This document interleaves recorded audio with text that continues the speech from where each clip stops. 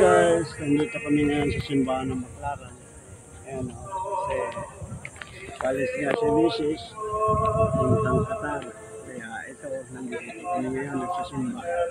Tatapos lang namin ng simba. Ayan, si Mrs. Ayan, alis na naman siya. Ayan. Ayan, nagsimba muna kami. Bago siya alis bukas ng alauna. Maraming salamat guys sa inyong mga sumaybay sa aking mga video.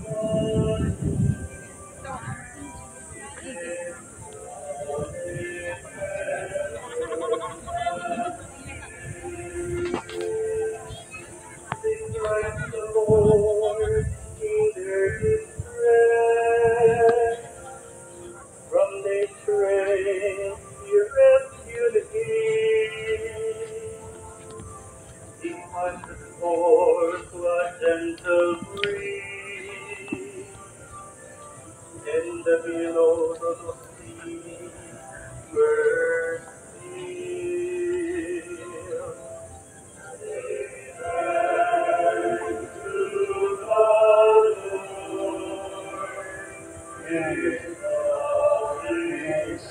Simbahan ng Baclaran na to. Simbahan ng Baclaran.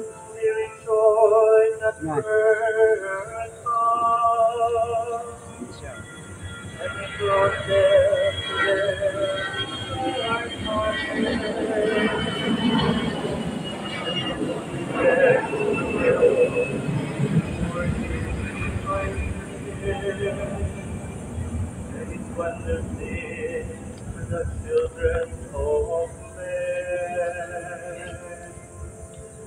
Give them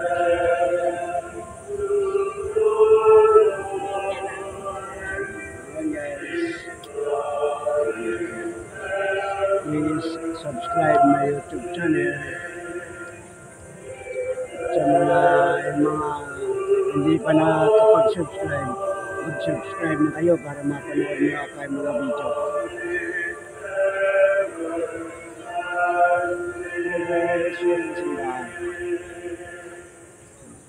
Tapos yan ang palabas. Yan ang palabas. Busy si Mrs. sa text niya. Nagbibideo rin pala. A reading from the second letter of St. Paul to the Corinthians. Brothers and sisters, the love of Christ impels us once we have come to the conviction that one died for all. Therefore, all have died. He indeed died for all, so that those who live might no longer live for themselves, but for Him who for their sake died and was raised. Consequently, okay guys, from thank you. now on, we See you regard next no video. one according to the flesh. Even if we once knew Christ